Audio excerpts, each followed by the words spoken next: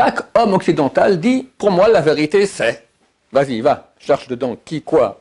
Quelqu'un qui est humble, qui est rien, et qui vit ainsi. Alors il permet à Dieu de rentrer en lui. Il devient infini. Infini. Je ne suis pas Goldorak. Il y a Hachem avec moi. J'ai besoin de quelque chose. Il a une puissance atomique, Moshe Rabbeinu. Il n'y a jamais eu d'homme aussi grand de toute l'histoire que lui.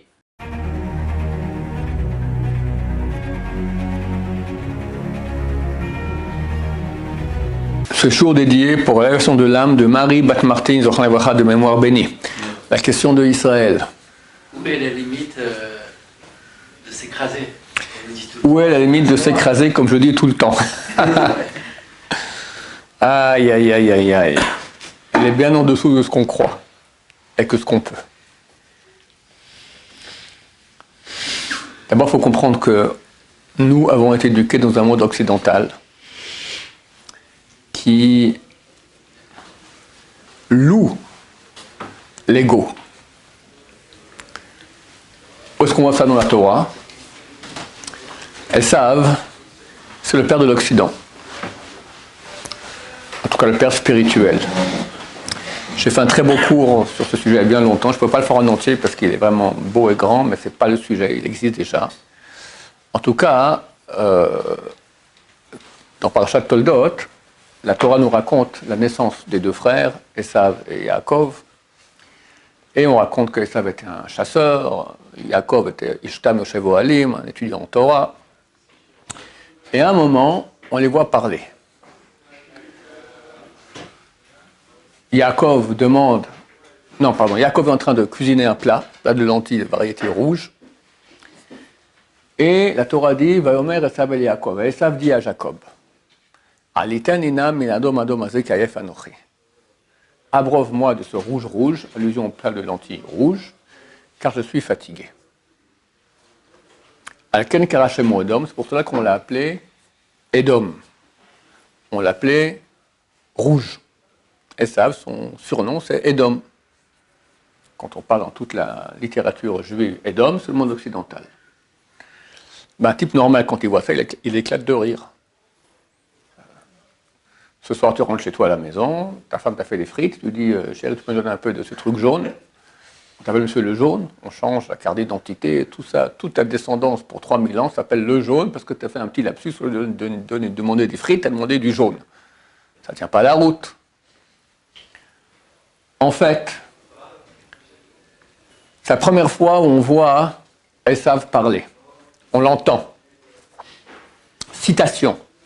Yomer, Esav et Yaakov. Esav dit à Jacob, ouvrez les guillemets. Chacun des mots de cette phrase-là, c'est une expression de lui-même. Quand on parle toujours pour exprimer sa pensée ou son envie. Donc, vu que c'est la première fois où Esav parle, c'est l'expression première de Esav, de son envie, ses désirs et de sa pensée. Et chacune des mots de cette phrase, elle exprime un aspect très très caractéristique du monde occidental. Je ne vais pas en parler maintenant parce que ça prendrait trop de temps. Mais j'ai fait des cours à ce sujet, vous pouvez les voir. Parashat Toldot, vous regardez, passionnant. Le dernier mot qu'il dit, Kyrief Anochi, fatigué, bon, ils sont toujours fatigués en Occident. Anochi, je suis. Je suis. Comment on dit je suis en hébreu? Ani. On peut dire Ani, on peut dire Anochi. Qui dit Anochi? Dieu. C'est le premier mot des 10 commandements. Et Esav, quand il dit je suis Dieu. Je. C'est intéressant que dans leur religion de l'Occident, ils ont mis un type en tant que Dieu. C'est tout à fait caractéristique. Il y a un monsieur qui est à la place de Dieu, d'accord? Il est son fils, il est ta tante, je ne sais pas ce qu'il est exactement, mais il est un Dieu, d'accord? Et le monde occidental nous a éduqués à nous prendre pour des dieux. Comme vous dites souvent aussi par rapport à ça, c'est qu'on est à l'image d'Hachem, donc on a une partie d'Hachem. Et en plus, on a une partie d'Hachem en nous. Donc, encore meilleure raison, t'as vu, le Racha, il dit aussi que je suis Dieu. Pauvre type. T'as rien compris. J'avais quelqu'un chez moi ce vendredi soir. Alors, il a parlé de la confiance en soi. La confiance en soi, c'est un truc que toute ma jeunesse, j'ai entendu ressasser. J'ai confiance en moi, j'ai pas confiance en moi, j'ai confiance en moi, il a confiance en lui, il n'a pas confiance en lui, j'en m'excuse, j'ai pas confiance en moi. Mais c'est une invention occidentale. Confiance en soi, mais qui es-tu, toi? Est-ce que tu sais si dans un millionième de seconde tu seras encore vivant? Qui es-tu, toi, pour compter sur toi? Il y a un texte dans le prophète. Pharaon, il dit, c'est dans Yechezkel, Li ori vani asitini. À moi appartient le Nil et c'est moi qui me suis créé.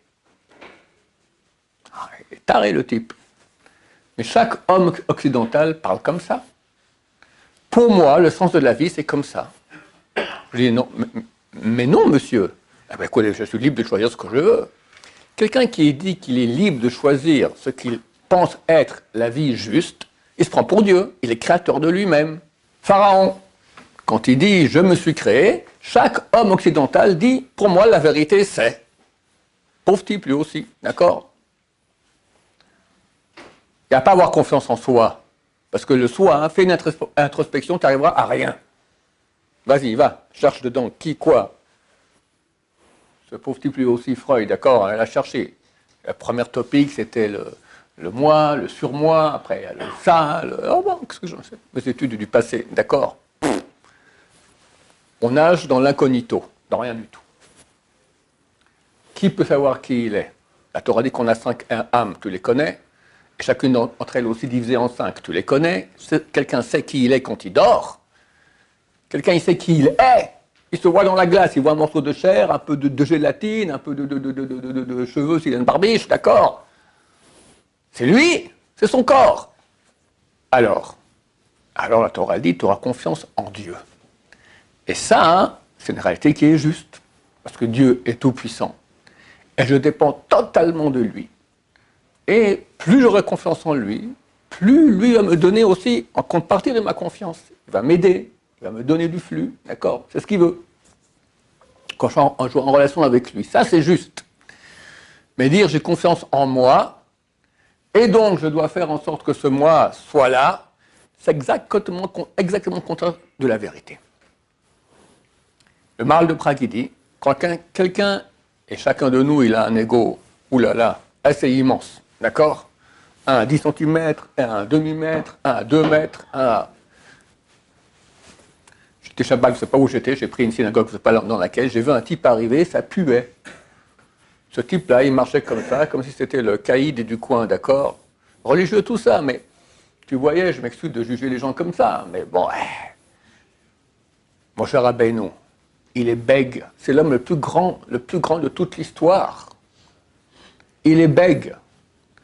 Il dit à Dieu, je ne peux pas, c'est pas moi d'aller sauver un peuple, je suis rien, je suis un rien. Le Nachnouma. Regardez la grandeur, la Gemara dit comme ça, dans le traité Psachim, je me souviens bien, il dit, regardez, j'ai donné la grandeur à des empereurs, ils se sont pris pour Dieu. Nebuchadnezzar, etc., il y a des citations. J'ai donné la grandeur au grand d'Israël. Abraham dit, Anochi Afar va Efer, je suis de la Afar, de la poussière, et Efer de la cendre. Le roi David, je lui donne la grandeur. Mashiach, le roi d'Israël, son âme revient pour être Mashiach. Il dit, Ani Tolad Eloi, je suis un ver et pas un être humain. C'est pas des paroles. C'est pas des paroles en l'air. C'est des gens qui, quand ils parlaient. Ils pouvaient pas mentir. Il se prend pour un ver. Et le plus grand de tous, Moshe Rabbeinu, qu'est-ce qu'il dit? Venachnouma. Et nous, qu'est-ce qu'on est? Même pas un ver. Même pas de la poussière. Même pas de la cendre. Rien. Qu'est-ce que tu es? Qu'est-ce que tu es pour dire je suis? Le Maharal de Prague, il dit comme ça. Ton ego, il s'arrête à l'endroit que tu décideras. D'accord? 1 mètre, 2 mètres, 3 mètres. Mais tu n'es pas infini. Donc il s'arrête assez vite. D'accord? Quelqu'un qui est humble, qui est rien, et qui vit ainsi, alors il permet à Dieu de rentrer en lui. Il devient infini. Infini. Ça, c'est la bonne définition de j'ai une partie de Dieu en moi, que je suis un rien. Dieu dit, c'est écrit dans le Talmud, que quelqu'un qui est orgueilleux, lui et moi, on ne peut pas habiter dans le même monde. Il prend toute la place. Le type orgueilleux, il repousse l'épée de la Shrina. Zoup, pars d'ici. Je suis là. Combien s'écraser? Ce que vous dites quelque part, vous prenez l'extrême de la chose, c'est-à-dire la confiance en soi qui devient en effet une espèce d'orgueil. Mais une personne qui ne va pas avoir confiance en elle, elle ne va pas agir. Elle va rester en fait quelque part. Confiance en Dieu, quelqu'un qui a la confiance en soi, c'est ça, c'est agir en fait. Est-ce que j'ai assez confiance pour agir? Si j'ai pas confiance, en effet, je bouge plus parce que vous voyez ce que je veux dire? Je suis entièrement pas d'accord avec toi. Toi, tu dis quelqu'un qui n'a pas confiance en soi ne va pas agir. Ok, mais on t'a demandé d'avoir confiance en toi. Et confiance en Hachem. Si j'ai confiance en Hachem, je vais agir. Et comment je vais agir? J'ai Hachem avec moi. Rien m'empêche, rien. Je suis pas Goldorak. Il y a Hachem avec moi. J'ai besoin de quelque chose. Hachem avec moi, j'ai confiance en Hachem. Tu es le plus grand au monde, mais tu sais que tu n'as rien. C'est tout Hachem. Compris la technique? Quelqu'un qui a foi, il ne faut pas jouer, il ne faut pas se leurrer, il ne faut pas croire qu'on a confiance en Hachem et qu'on n'a pas confiance, c'est un apprentissage. Mais je parle au niveau conceptuel. Quelqu'un qui a confiance en Hachem, quelqu'un peut lui résister? C'est la meilleure confiance en soi qu'il peut avoir. Sauf que confiance en soi, c'est faux parce que lui est rien. Mais il aura les mêmes symptômes que quelqu'un qui a une grande confiance. Après, lui, il sera dans le juste et va réussir. Alors, quelqu'un qui a confiance en soi, il sera dans le faux. Il sera orgueilleux, Hachem Ishmor. Il va repousser les pieds de Dieu. Burk. Donc, être humble. Combien? Beaucoup plus que ce que nous sommes capables de penser et imaginer. Alors, je vais raconter une histoire et c'est très choquant. C'est écrit dans un des plus grands livres de Moussar, écrit par beaucoup de rabbins, m'appelle le grand chassid, le grand pieux, Rabbeinu Bar Hayeh. Le livre, Chavot al-Bavot, les devoirs des cœurs. Et il cite là-bas une citation d'un grand chassid, d'un grand pieux, qui dit que la plus grande expérience de bonheur qu'il a eu dans sa vie, d'humilité, c'est quand il était sur le quai d'un bateau. Et les gens riches avaient des cabines, et les gens pauvres dormaient sur le quai du bateau lui-même. Il y a un qui dormait, et le matin, un des riches sort, et doit faire ses besoins, et il pisse sur le type. Et lui, voilà, l'urine qui vient sur sa figure, il ne réagit pas. La plus grande expérience de bonheur de ma vie, l'humilité. Donc quand tu poses tu vois qu'on est très très loin du compte. Ben voilà, mon cher ami. C'est écrit ce que je te dis. Tu comprends où on est. Voilà. C'est très très dur. Pour ça, je fais toute cette introduction pour comprendre qu'on est bien loin de ça. On a été éduqué tout à fait à l'inverse. On est à des milliards d'années-lumière de cela. Mais il faut savoir que ça existe. Savoir que ça existe et il n'y a pas de fin à l'humilité qu'on devrait avoir. Et évidemment, je parle tout à fait, je ne suis pas l'homme qui doit en parler, des milliers de kilomètres de l'humilité. Quand j'ai posé la question à Rabbi Abba Shaul, Zatzal, le grand de la génération, qui était d'une humilité extraordinaire, comprenez un peu de quoi il s'agit. Une fois, il attend le bus, et le bus s'arrête, et le conducteur lui lance une serviette. Tiens, suis-moi s'il te plaît, le pare-brise. Le Rav, c'est un des grands de Torah du monde. Il fait Roi HaKodesh, j'étais miracle. Il monte sur le pare-brise, il monte sur le pare-choc, d'accord? Et se bat nettoyer. Les gens sont sautés. Mais qu'est-ce qu'il y a? Il m'a demandé de servir de lui nettoyer la vitre. Où est le problème? Tu comprends quelle humilité? Alors je lui ai demandé, moi, Rav, comment on fait pour arriver à l'humilité? J'avais 30 ans à l'époque, orgueilleux et bête, et je n'ai pas beaucoup changé depuis. Et il m'a dit, je ne peux pas parler d'une chose que je ne connais pas. Il faut oublier, on n'est pas au niveau des gens humbles. Baba Saleh, il y a plus grand que lui. Phénoménal, c'est hors nature, c'est la baguette magique, d'accord, le magicien, il faisait des trucs de... C'est rare de dire, en plus grand, des miracles sans cesse. Il y a des gens qui viennent le voir, et ils les invitent, asseyez-vous, et ils disent, Shvu lachem po im hamor. Asseyez-vous ici avec l'âne. Abraham, quand il a été faire ligature de son fils Yitzhak, il était avec son fils Ishmaël, son serviteur Eliezer. Il leur dit, Shulachem po machamor. Restez ici assis avec l'âne. Je vais avec Yitzhak maintenant. Là-bas et on revient. Alors lui, Baba Saïd dit, asseyez-vous ici avec l'âne. C'est qui l'âne? Lui! Il passe sur lui, c'est moi l'âne. Il faut le faire, d'accord? Quelqu'un dit, je suis un âne. On est très loin de cela. Mais c'est clair. Plus on se rapproche de l'humilité, plus on est dans le vrai, plus on est heureux. Quelqu'un qui est orgueilleux, sans cesse, il est en concurrence. Il est jaloux. Et on l'a blessé. Et il s'est fait blesser. Il a réagi. Il hait les gens et les haït des gens. Quelqu'un qui est humble, c'est écrit l'anavim itenchen. Aux gens humbles, Dieu donne du charme. Quelqu'un de humble, il attire tout le monde, comme des mouches. Il est bon, il est souriant avec tout le monde. On sent qu'il n'y a pas de concurrence. Les gens aiment lui parler, prendre des conseils chez lui. Parce qu'il est bon, il n'est pas en concurrence, il ne va pas te juger, tout ça. Humble. Il n'y a rien de meilleur au monde. Mais ça demande beaucoup, beaucoup de travail. Ça peut attirer l'attention de mauvaises personnes aussi. Je n'ai pas compris. Ça peut attirer l'attention de mauvaises personnes. C'est vrai, mais les mauvaises personnes ne sont pas intéressées par les humbles. Ils sont en concurrence avec les autres qui sont avec l'ego. Quelqu'un qui est orgueilleux, alors c'est un autre ego qui le dérange, d'accord? Quelqu'un qui est humble, bon, lui ça va, j'ai réglé, puis il est petit, il ne fait pas de l'ombre à mon ego. Tu comprends? Qui fait de l'ombre à mon ego? Un autre ego. Dans chacun, il y a un ego, boum, d'accord? Quelqu'un de humble, il n'est pas dans la concurrence. Donc même celui qui a un grand ego, il va aussi aimer l'humble, d'accord? On ne dit pas que l'humilité, justement, c'est de connaître justement les capacités aussi de ses capacités. C'est pas juste genre, ah, voilà, je suis carpé tout le temps, j'ai des capacités, il faut par rapport à ça, non? Regarde, le message de Shara, il me dit c'est quoi l'humilité? C'est connaître qu'on n'a aucune valeur. Alors quoi? Alors tu vas me dire, dans ce cas-là, je suis inhibé, je ne peux rien faire. Ah oui. Alors je te répète la même chose. Moshe Rabbeinu, il ne sait pas qu'il est Moshe Rabbeinu. C'est quand même pas mal ce qu'il a fait. C'est la sortie d'Égypte avec les 10 plaies, après ouvert la mer Rouge, après Dieu, dans le 10 commandements, Dieu parle à Moshe. Ensuite, il monte 3 fois 40 jours, sans manger et boire. Et il dirige le peuple en 40 ans dans le désert, toujours il y a la manne, etc. Quand il meurt, il n'y a plus de manne. C'est grâce à lui. Donc il sait bien que ce n'est pas un nul.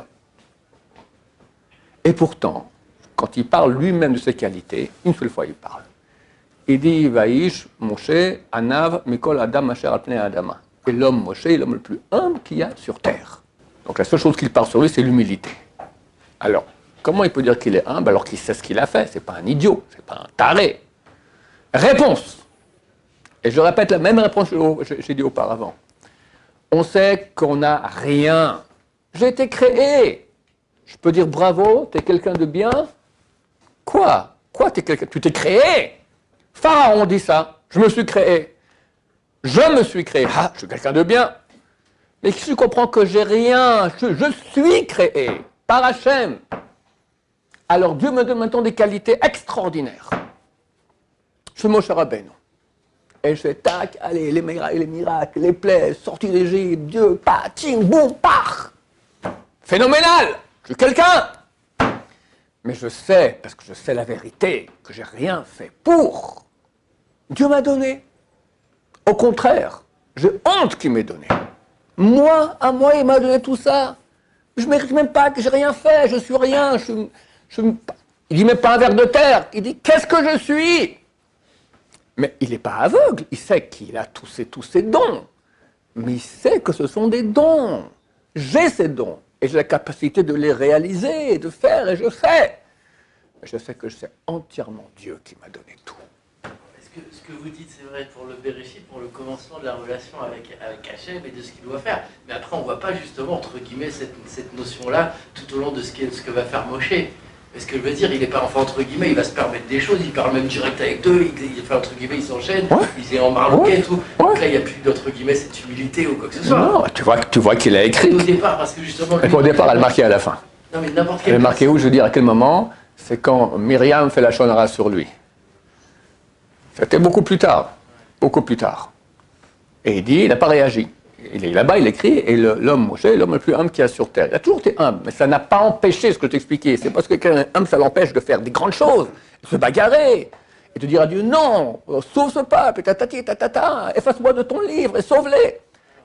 Mais il sait que toute cette puissance qu'il a, attends, faut pas, je répète, quand je dis que Moshe Rabbeinu, il dit je suis rien, ça ne veut pas dire qu'il n'a pas une puissance atomique. Il a une puissance atomique, Moshe Rabbeinu. Il n'y a jamais eu d'homme aussi grand de toute l'histoire que lui. Donc il est grand, grand, grand, grand. Mais il sait qu'il n'a rien fait pour. Il a tout reçu. Il est nul. C'est un nul qui a tout. Tu comprends ce que je veux dire? Mais il a tout, il sait qu'il a tout. Mais il dit, j'ai rien fait pour. J'ai rien fait pour. Un bœuf. Les sages d'Israël parlent du bœuf, le Ramchal. Il tire la charrue. C'est une bête forte, d'accord? À l'époque, on n'a pas les éléphants, il y avait les... C'est très très fort. Est-ce qu'il peut se vanter d'être fort? Dieu t'a créé fort. Quand le Ramchal dit, est-ce que l'aigle peut se vanter? Regarde comme je vole haut. Pauvre type, on le dira, si de quoi? Tu fais ce qui est dans ta nature de faire. Le bœuf de tirer, l'aigle de voler, et quelqu'un qui a des dons, eh ben, il a reçu ce don, c'est la nature que Dieu lui a donnée pour faire une certaine chose, une certaine mission sur terre. Mais de là à dire « moi je », c'est faux. Et c'est dur.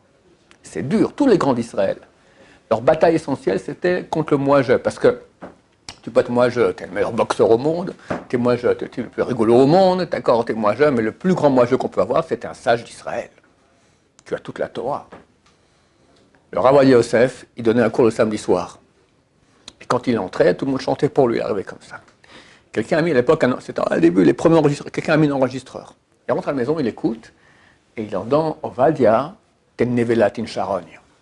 Ovadia tin sharon. Tous les gens chantent et il entend quelqu'un qui dit Ovadia tin sharon. Ovadia tin sharon. C'est un scandale qui ose parler comme ça sur le Rav. Scandaleux! Samedi soir d'après, il met de nouveau, puis il regarde, il voit que c'est le Rav lui-même qui dit ça. Tout le monde lui fait tralala, tralala, tralala. Gmara dit, Rava sur le portet, tout ça. Il dit, je suis une crotte. Galal, une crotte. D'accord, les gens s'abaissaient, ils devaient se battre, parce qu'on te fait du cavote, ça peut toucher. Mon cousin, marié à ma cousine, à son mariage, est venu un des grands rabbins Sfarad. Aujourd'hui, il se cache beaucoup, mais à l'époque, il était connu, il parlait beaucoup. Aujourd'hui, il se cache. Un Gaon, un vrai génie. C'est le Rav Sofer, le petit-fils du Rav Chaim Sofer, Rav Yaakov Sofer.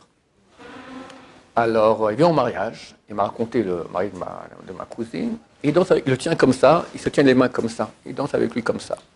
Et le chanteur dit au microphone, on reçoit le Gaon, le génie, les grands rabbins, tatati, le Rav Yaakov Sofer.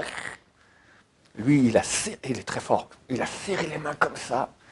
Le mari de ma cousine a dit, je croyais que mes doigts allaient se faire écraser complètement. Pourquoi il parle comme ça? Leur bataille est énorme. Parce qu'ils savent que, c'est faux. Tu n'as pas de kavod à avoir parce que Dieu t'a donné tout. Et en plus, c'est convaincant. Quand tout le monde te fait des salam aleik, c'est dur de comprendre quand le Ramchal, il dit à quoi ça ressemble quelqu'un qui me fait un salam aleik, il dit à un serpent, il faut qu'on sait que c'est un serpent qui te mord. Bon, Ravouta m'a raconté qu'une fois, il était voir Ravouta, il était marié avec la belle-sœur. Mon Ravouta, c'est quelqu'un qui m'a bâti de A à Z. Pendant 15 ans, on étudiait ensemble. C'était mon Rav et mon Ravouta. Il était marié avec la belle-sœur de Rav Ben Shaul. Il est très très proche de Rav Ben Shaul Zatzal. Par contre, quand il est rentré, le Rav était un peu triste comme ça. Il a dit, vos psakim, vos livres, tout ça, sont connus dans le monde entier, tout ça. Il m'a dit, Ron, c'est comme si un serpent l'avait mordu. Il a sauté en arrière. On lui fait un compliment un peu pour remonter le moral, comme si un serpent l'avait mordu. Parole du Ramchal dans son livre Mesad Yesharim. Comme un serpent qui mord. C'est dur. Combien de nous, on cherche qu'on nous dise comme ça? Et celui qui ne cherche pas, néanmoins, quand tu lui fais ça, ça fait plaisir. Mais arriver à comprendre que c'est un poison, on est en train de te tuer. Quelqu'un dans un shiur maintenant, ici à la yeshiva, d'accord, il pose une question. Alors, il dit, très très bonne question. Tout le monde fait, bon, misken. Après, il va prendre sa Gemara. Il va étudier mieux. Pourquoi? Parce qu'il y a un petit psh quand même. Il va étudier parce qu'il y a un psh qui a fait comme ça que ça te motive à aller en avant. C'est très très dur. Mais en tout cas, pour répondre à ta question, les limites à quel point on doit s'écraser, elles sont totales. Mais comprendre qu'on est à 1000 lieues de cela, on est des égaux, éduqués dans une société de l'ego, et il faut faire beaucoup d'efforts pour arriver à annihiler cet ego qui nous rend la vie pourrie. Oui. C'est-à-dire que même un compliment par gentillesse, il ne faut pas le faire en fait. Alors, c'est clair. Jeudi passé, c'était le Yortzeit de Rabbi Israël Salanter, qui est un plus grand rabbin du monde qui vivait il y a 150 ans environ, qui a mis beaucoup l'accent sur le fait d'étudier du Moussar, travailler sur les midot. Et il a dit que notre olam haba à nous, c'est faire du chesed à l'autre. Donc, je dois faire des compliments à l'autre. Beaucoup de mots d'estime, de compliments, comme je dois faire du kavod à la Torah. Alors, Yosef, alors personne ne le reçoit, personne ne chante, il rentre comme ça comme un voleur. On peut faire ça, c'est interdit, il faut faire le kavod, c'est obligatoire. Et lui, il n'a pas le droit de dire je ne veux pas de kavod. Parce que c'est kavod à Torah, c'est pas ton kavod. On fait kavod à Hachem. Tu as reçu la Torah d'Hachem, on fait kavod à ça. L'erreur à lui, il prend ça sur lui. Je fais un compliment à quelqu'un, c'est très bien, mais lui doit tout de suite dire le compliment très bien, mais c'est un don qu'on m'a donné. En fait, c'est une responsabilité. Je vais parler de moi, d'accord? Je ne vais pas vous dire que je suis un nul, tout le monde le sait. D'accord, non, mais Dieu m'a donné un don de parler. C'est obvious, c'est clair, d'accord? J'ai rien fait pour. Je n'ai pas fait de cours, je ne me suis pas battu, je n'ai pas fait des efforts. C'est un cadeau que Dieu m'a donné. Ok. C'est un cadeau ou c'est une responsabilité, une obligation? C'est une responsabilité grave. Grave. Et c'est comme ça que je dois le prendre. Et c'est comme ça que... Et j'ai un travail à faire dans ce sens-là. Comment dire? Tu parles bien, mon cher ami. D'accord? Chas shalom. C'est un travail. On peut tomber dans le panneau de croire qu'on est quelqu'un parce qu'on a un don. Les dons que nous a donnés sont pour des missions. On a une responsabilité. Et si on commence, ou on ne réalise pas la mission, ou on croit que je suis un type bien, regarde tout ce que j'ai fait. D'accord? On rate complètement. C'est très grave. C'est beaucoup plus facile d'être un nul que de recevoir un don de la part d'Hachem, parce que tu dois réaliser le don et te sentir comme un nul. Et ça, l'exemple qu'on a, ce sont les grands d'Israël. Moshe Rabbeinu, voilà, qui a fait les plus grandes réalisations mondiales de l'histoire, et qui dit « je suis rien ». Et c'est notre exemple. On doit essayer un peu de casser notre ego pour arriver à ressembler à cela. Alors je te explique que personne ne t'urine dessus le matin, mais arriver à moins rechercher l'ego, à être humble, et malgré tout être heureux, malgré tout avoir confiance en Dieu, pas en soi, et quelqu'un de bien, parce qu'on sait que Dieu nous aime et nous donne, etc. C'est ça la méthode. Des questions là-dessus? Mais si Hachem nous donne tout, est-ce qu'il y a des choses qui sont de notre mérite, quoi? Oui, regarde, alors c'est clair qu'on a un mérite parce qu'on a un libre arbitre. Mais si tu vas chercher très très profond, tu verras que même la faculté du libre arbitre, c'est Dieu qui te l'a donné. La faculté de choisir le bien, c'est Dieu qui te l'a donné. En fin de compte, on n'a droit à rien. Mais Dieu est bon et fait comme si vraiment on pouvait, et peut-être qu'on peut un peu. Mais c'est tellement rien, et c'est tellement rien, c'est quand même de Dieu que ça vient. Donc voilà. Qu'il soit clair que quand je dis à quel point il faut s'écraser, d'abord, l'exemple que j'en ai pour l'urine, ça ne nous concerne pas du tout. Le type qui s'est fait uriner dessus, c'est pas du tout notre niveau, il faut oublier, d'accord? Mais il faut tendre à être humble. Maintenant, ça ne veut pas dire, c'est ça que j'aimerais bien préciser, que j'accepte tout, je m'écrase, et tous les trucs tordus de la terre me tombent dessus, et je ne fais rien pour que ça n'arrive pas. On va lire dans un couple, par exemple. C'est toi qui avais parlé de cela, n'est-ce pas? Dans un couple, voilà. Ma femme vient, elle n'est pas contente, elle crie, machin, mais elle a complètement tort. Alors, si maintenant, moi, je me mets à crier dans l'autre sens, ça va faire terrible, la cage aux fauves. Donc, soit je fuis, d'accord, je ne vais pas écouter, soit je lui dis, écoute, on n'en parle pas, on en parlera quand tu seras plus calme. En tout cas, pas de réaction violente. Violente, je ne parle pas le shalom avec les mains, d'accord, mais même la voix, c'est aussi violent, ou la parole, d'accord. On s'écrase. Mais après, quand elle s'est calmée, Chérie, tu sais, l'autre jour, tu as dit comme ci, comme ça, j'aimerais bien qu'on en parle parce que je pense que tu n'as pas raison. Et là, je peux parler et je dois parler. C'est pas que je m'écrase et j'accepte tout. On doit régler tous les problèmes. Simplement, il ne faut pas avoir de réaction. Réaction, ça veut dire que quand l'ego de l'autre s'éclate, d'accord, il est énervé, ça touche mon ego. Et moi, ça me donne envie d'avoir une réaction qui ne vient pas de ma tête, qui vient de mon ventre, qui vient de mon fauve, de mon lion qui est en moi. J'ai un lion terrible en moi, d'accord? Et hop, s'il va, il ouvre sa bouche, il commence à te dévorer, c'est terrible. Donc là, il faut écraser le lion, à quel point total. Mais après, ça ne veut pas dire qu'il ne faut pas régler les problèmes. Moshe Rabbeinu, qui était l'homme le plus humble sur la terre, il réglait les problèmes du monde entier. D'accord? C'est pas qu'il acceptait tout et on ne règle rien. Non, il faut régler. Mais avec la tête, quand on est froid, quand on est calme. Baruch Adonai, l'olam, amen, amen.